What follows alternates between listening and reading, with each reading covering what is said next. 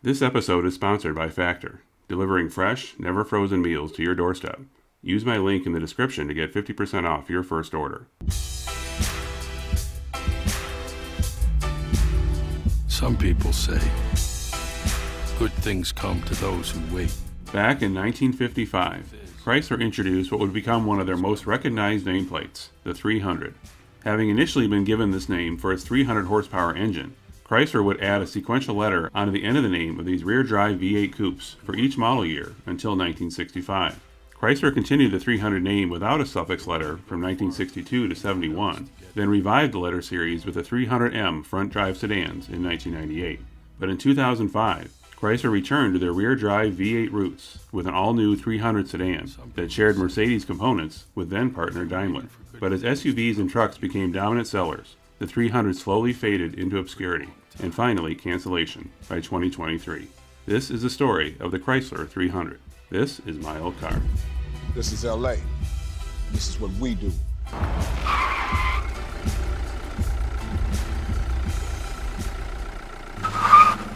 A basic rule I have followed with my channel, at least so far, is to only feature car model lines, or at least specific model generations, which are no longer in production. As I am working on this episode in August of 2023, technically the 300 is still in production, but its cancellation was announced almost a year ago, along with its LX platform mates, the Dodge Charger and Challenger. Having been built in the same Brampton, Ontario plant that once built the groundbreaking for the time LH sedans that included the 300M, this plant will be transformed into making EVs, as Chrysler tries to play catch-up with the growing global EV trend. But long before anyone would have imagined an electric version of a performance car, Chrysler introduced the C300 in 1955, which at the time shared the body of the New Yorker and front grille of the Imperial. The C300 was geared more towards performance, and initially existed to satisfy the homologation requirements for racing in NASCAR. Models built for NASCAR were painted with world's fastest stock car, and the 300 in the name matched the horsepower rating of its 5.4-liter, 331 cubic inch Hemi V8, which they named Firepower. It was, in fact, the first American production car to reach a horsepower rating of 300, all the more reason Chrysler wanted to include it in the name. In 1956, the car was renamed the 300B, making the C300 unofficially the 300A. The 300B's V8 increased its horsepower to a maximum offering of 355 and added new tail fins. Although it was still performance-oriented, Chrysler emphasized the luxury by having standard leather seating and offered their Highway Hi-Fi record player. Yes, you heard that right, a record player built into the dashboard. This was long before the advent of the 8-track tape player, so this was high-tech for the time. 1957 was the start of the second generation with an all-new body and trapezoidal grille. Named the 300C, horsepower increased to 380. 1957 Chrysler with the new shape of motion. Chrysler Corporation, leader in automotive styling. Chrysler continued the trend of sequential letters with the 300D in 1958 and 300E in 1959. Third-gen 300s began in 1960 with the 300F, now with unibody construction instead of body-on-frame, and with new features such as 4 bucket seats, with the front seats being able to swivel, and a long center console that ran between the front and rear seats. Although still technically in the same third generation, the 1961 300G had new angled headlamps, and the 300H in 1962 lost its fins, a common trait among all Chryslers that year. 1962 also marked the introduction of a new 300 Sport Series model, which dropped the sequential letter designation, but still coexisted alongside the 300H. This new Sport Series was intended to fill the gap left from the DeSoto brand that ended production the year before. Despite the name, the 300 Sport Series was less sporty, as it offered 4-door models with bench seats, compared to the 300 letter series, which only offered a coupe or convertible with 4 bucket seats. And some features that were standard on 300Hs were optional on the 300 Sport Series. New headlamps appeared for the 4th generation 300s in 1963, now officially the Chrysler C platform, and the letter series skipped the letter I to be the 300J. By this point, the letter series cars came standard with a 6.8-liter, 413 cubic inch V8, whereas the cheaper non-letter series came standard with a 6.3-liter, 383 cubic inch V8, with the bigger V8 optional. This 4th gen only lasted 2 years, with all new sheet metal available in 1965. With the last official letter series model, the 300L. The less expensive non-letter 300 series continued beyond 1965. Chrysler Sport 300. This is the Chrysler that's as young as you feel. and introduced more crisp lines and less curves, and eventually moving towards a more luxurious look, with concealed headlamps being offered in 1968. What was expected to be the last of the 300 line went from 1969 to 71, with new fuselage styling and engine output reaching 375 horsepower.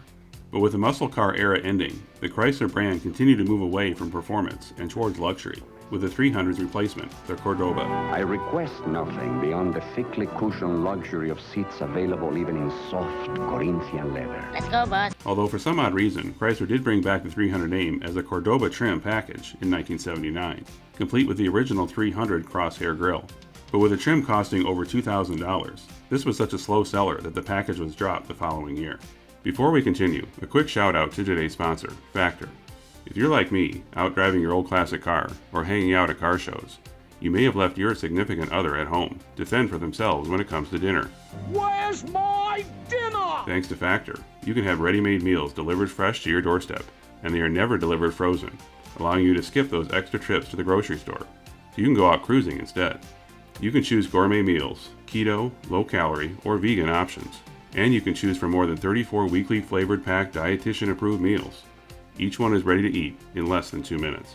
My wife has chosen keto, and the variety makes for new choices nearly every day. She can just pop them in the microwave for a quick, healthy, and delicious meal. And Factor uses 100% renewable energy in their production sites and offices. Head to factor75.com or click the link below and use code MYOLDCAR50 to get 50% off your first Factor box. Again, that's factor75.com, promo code MYOLDCAR50 to get 50% off. The 300 name remained absent from Chrysler until 1991, when they used the name on this wild-looking concept.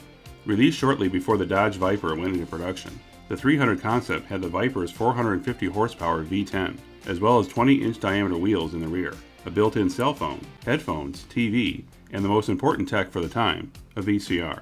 Needless to say, nothing like this concept ever made it to production. The next time a production 300 arrived was the first year of the second generation front-wheel drive Chrysler LH sedans. The LH platform, whose first generation began in 1993, introduced a body style that Chrysler called cab forward, which really was just shortening the hood and extending the windshield over the hood. The LH cars were a huge departure from Chrysler's boxy 1980s models, and were offered across the Dodge and Chrysler brands, as well as the short-lived Eagle brand. Right now, when you take the Eagle test drive, you can get an incredible deal, and here to tell you more about it, I guess they're supplying me with my own stunt double. Eagle was supposed to get a newly designed model for the second-gen LH. However, by the second-gen start in 1998, Eagle was discontinued. As a result, the former Eagle model moved to the Chrysler brand and was renamed the 300M, the letter M being used since the last 300 letter series car was the L. Being about 10 inches shorter than its platform mates, the Dodge Intrepid and Chrysler Concorde, the 300M's smaller size was considered not just for the North American, but also the European market. The 300M had the highest output V6 for any LH car up to that point, a 3.5 liter that was originally developed for the 1999 Plymouth Prowler. Dodge would later offer the same 3.5 liter in its Intrepid RT. Both offered Chrysler's auto stick transmission, which allowed manual shifting without a clutch pedal. Motor Trend magazine awarded the 300M its Car of the Year for 1999, and Car and Driver put the 300M on its top 10 lists for 1999 and 2000. Yet despite the big push Chrysler made towards the front-wheel drive cab-forward design a decade earlier, a new 300 concept model was shown at the New York Auto Show in 2003, which went back to a long front hood and rear-wheel drive that more closely resembled the original C300 from 1955. This included a much more prominent front grille and a high beltline. The public reaction was so positive that the resulting 2005 model was nearly identical looking to the concept. Chrysler took a big risk with the new 300 reverting back to rear-wheel drive, although they also offered all-wheel drive as an option. The new 300 would be the first full-size rear-drive sedan offered by Chrysler since the Fifth Avenue in 1989. Much of this direction towards rear drive came from Chrysler's merger with Daimler-Benz, who never considered adapting any Mercedes-branded model to a legacy Chrysler platform. Instead, Chrysler sent their engineers to Germany to study the upcoming plans for the Mercedes E-Class and S-Class, so the 300 would ultimately be derived from the Mercedes models. Although the new 300 would still have some Chrysler input, as its designer was Tom Gale, who originally worked on the Plymouth Prowler prior to his retirement in 2000. The new rear-drive platform, now called LX, was also the basis of Dodge's initial replacement for the Intrepid, the Magnum wagon. Dude, what do you got in that thing? I got an amp, guitar, surfboard, ladder, and 12 2x4. Outside of North America, the Magnum's wagon body was also available as a Chrysler, looking pretty much like a Magnum with a 300 front end. Soon after the release of the Magnum, Dodge also offered the Charger sedan, which proved to be so much more popular that Dodge killed the Magnum in 2008. Unlike the old 300M, which was only available with a single V6 option, the 2005 Chrysler 300 was offered with multiple engine options. It offered two different V6s, a 2.7 or 3.5 liter V6. However, if you opted for the 300C trim, you got a 5.7 liter Hemi V8 capable of 340 horsepower and nearly 400 pound-feet of torque, significant numbers for the mid-2000s. It even offered cylinder deactivation, allowing it to run on just 4 cylinders during highway cruising to save fuel. But if that wasn't fast enough, you could upgrade to the 300C SRT8. Upgrading to the SRT, which stood for Street and Racing Technology, bumped the displacement of the V8 to 6.1, and horsepower and torque increased to 425 and 420 respectively. The Mercedes-Benz C55 AMG was slightly faster, which makes perfect sense as Daimler wouldn't want a Chrysler to be faster than one of their own. But the SRT8 was slightly faster than its closest competitor at the time, the Cadillac CTS-V. However, if you were in Europe or Australia, the 300C had a Mercedes-Benz V6 turbo diesel. It had much better gas mileage, but only had 215 horsepower, making its 0 to 60 time about 3 to 4 seconds longer than the SRT8. With over 140,000 US sales in its inaugural model year of 2005, the new 300 had nearly triple the sales that the former 300M had even in its best sales year, and became another example, like the PT Cruiser before it, where Chrysler took a risk with breaking from its 80s reputation for bland styling. Automotive journalists, as well as several owners, said the 300 drove a lot like a Benz, which made sense considering the German engineering in its development, and as such made the car very capable on the German Autobahn. It also didn't hurt that the car's styling was often described as gangster cool, although it also was criticized for some cheaper interior parts, and the base V6 being extremely underpowered, so bad that 0 to 60 was around 10 seconds. Like the 300M before it, the 300 also earned Motor Trend's Car of the Year for 2005, and Car and Driver again put it in its top 10 for 2005 and 2006. Automobile Magazine also awarded the 300 its Car of the Year. Even Barack Obama once owned one prior to being president, and even Snoop Dogg asked for one, and in return teamed up with former Chrysler CEO Lee Iacocca to make a Chrysler commercial. However, like any new design, the public interest can fade fairly quickly. Although over 120,000 were sold in the US in 2007, it dropped nearly 50% for 2008, and nearly 40% more for 2009. Chrysler made little or no changes to the 300 during this time, but much of the sales loss is more likely attributed to the fact that the 300 was a full-size sedan, a market segment that had been shrinking for years. But apparently it didn't shrink enough, since along with its Dodge platform mates, the Charger and Challenger, the 300 started a second generation in 2011. The second-gen models, which although were renamed as the LD platform, still maintained much of the original LX design underneath, which means they still kept much of its German influence, despite the fact that by 2011, Daimler was no longer paired with Chrysler. The end result was a new 300 that was easily recognizable, with only subtle changes in the overall look. The front end was toned down a bit, with a slightly smaller and less upright grille, along with new LED headlamps and tail lamps, and daytime running lamps, and an option for 20-inch wheels. The two older V6s were replaced with a new 3.6-liter Pentastar V6, and the 300C and SRT8 models stayed in the lineup, with the SRT8 displacement being increased to 6.4 liters and capable of 470 horsepower. In 2012, to celebrate Mopar's 75th anniversary, the 300C got a special edition with unique blue accents inside and out, as well as an improved suspension and drive ratio that knocked off nearly a second on the 0 to 60 time. But it wasn't cheap, costing an additional $10,000 on top of the standard 300C, making it more expensive than the top-of-the-line SRT8. Only 500 were offered, and all the upgrades, except for the unique badging, would have been available as Mopar upgrades anyway. This second generation also introduced a new variant of the 300 that wasn't branded as a Chrysler. With Chrysler now merged with Fiat, any brands associated with Fiat in Europe were now fair game for getting Chrysler-designed models. The result was a Lancia Tima, which was the equivalent of the Executive Series 300.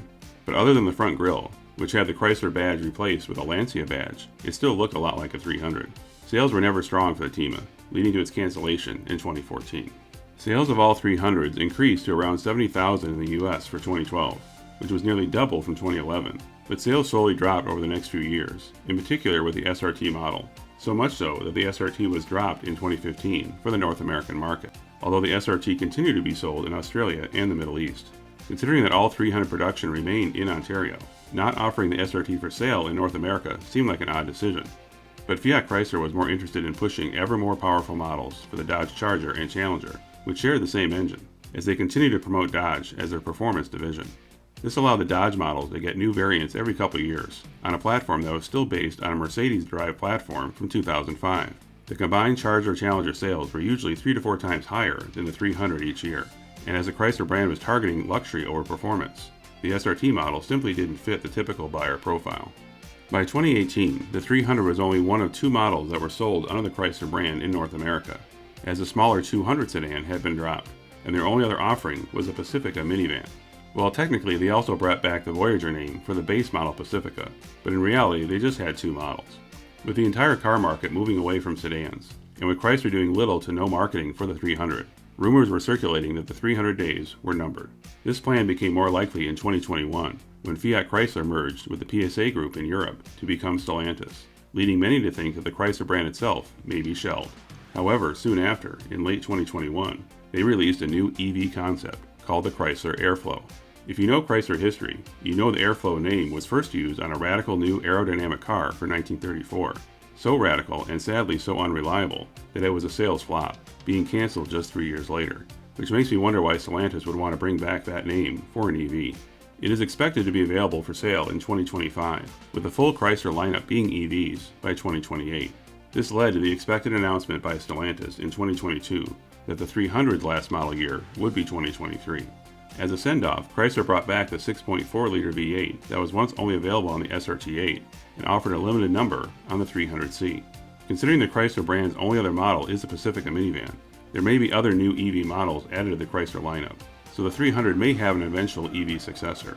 If not, fans of the original 300, especially the high-performance variants, can hope that someday they'll become more rare, and in turn, more valuable. Thanks for watching. If you like this video, click the like button and subscribe to my channel. If you once owned a car from the 80s to mid-2000s that you rarely see today and would like it featured in a future episode, leave a reply in the comments or contact me at the email shown here. See you next time.